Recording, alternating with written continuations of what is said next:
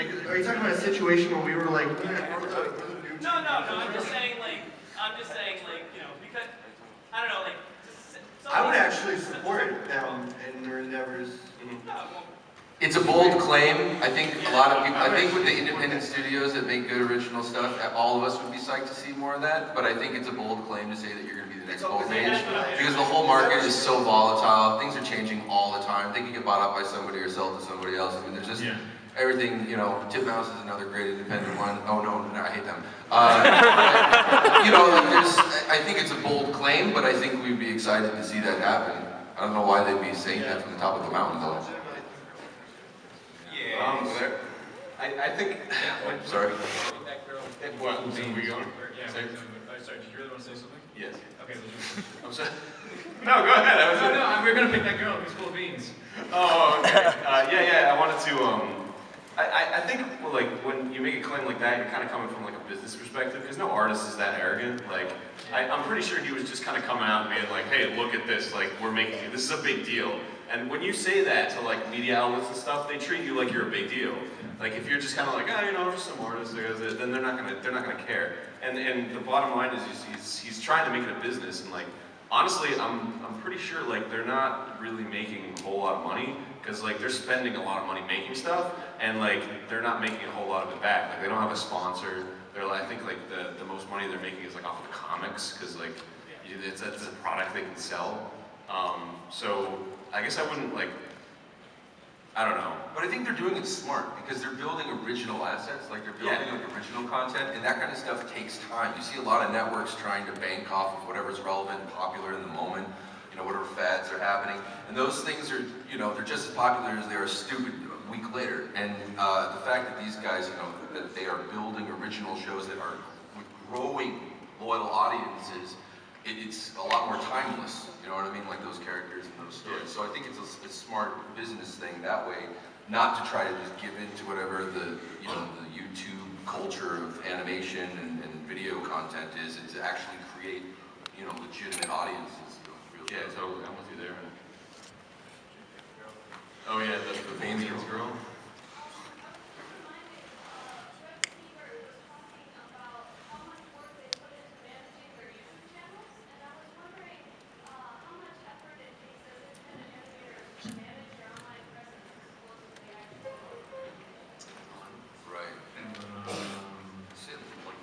It sucks. It's the worst. I would say it's probably good if you make stuff. Occasionally,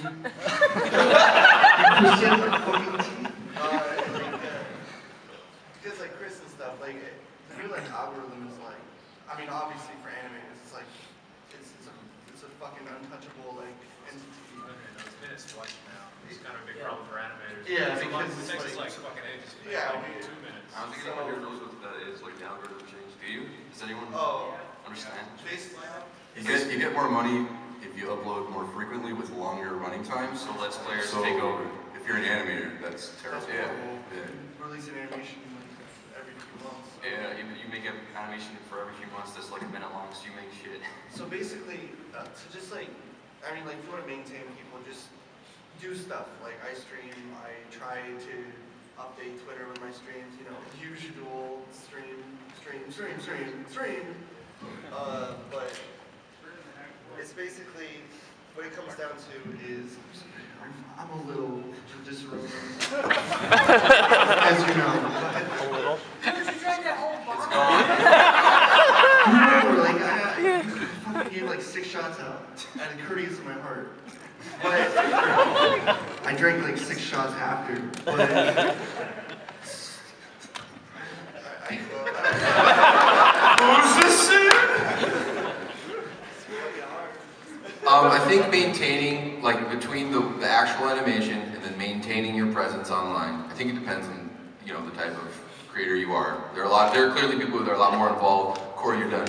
The way he does it with his streaming is a great way to stay engaged. Just let me finish my sentence.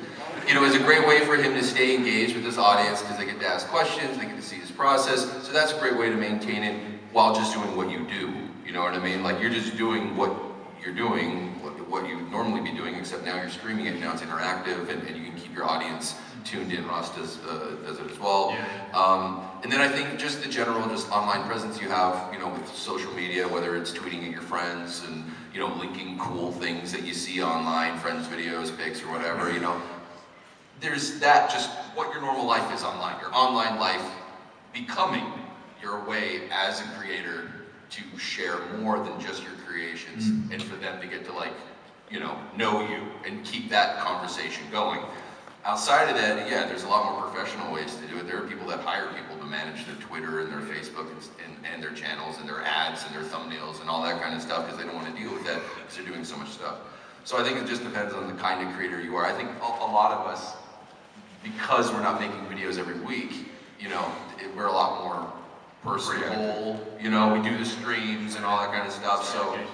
Right, so that's kind of it's about us being who we are, and then this is the content we make, so we just be ourselves. But I do think that there are people that have a hard time managing their huge exploding careers. There's something about being too fan base as well, you have to stay in touch with people. There's two huge mistakes that you can make, is to get too distant and to stop producing, because well, I mean, obviously, but you'd be surprised.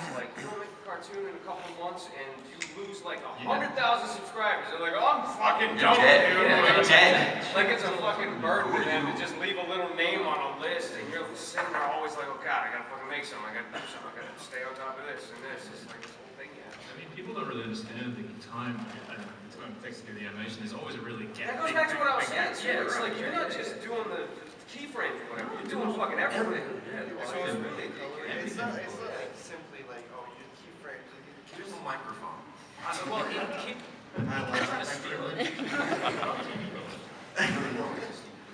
Okay, so it's with animation, it's everyone, for me, I'm doing one currently, and I am doing one, and it's taken a few months, and there's a lot, because I'm doing everything. I'm doing the backgrounds, but I'm not doing the audio. But I'm doing the backgrounds, I'm doing the coloring.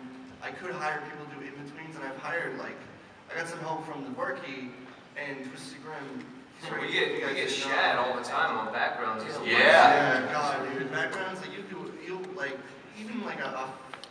doing some fucking squares that are two different colors, and you're oh, that looked easy. And then 6 hours pass. Backgrounds literally take more time than making a fucking person do this. It's crazy how different it is, and you really have to.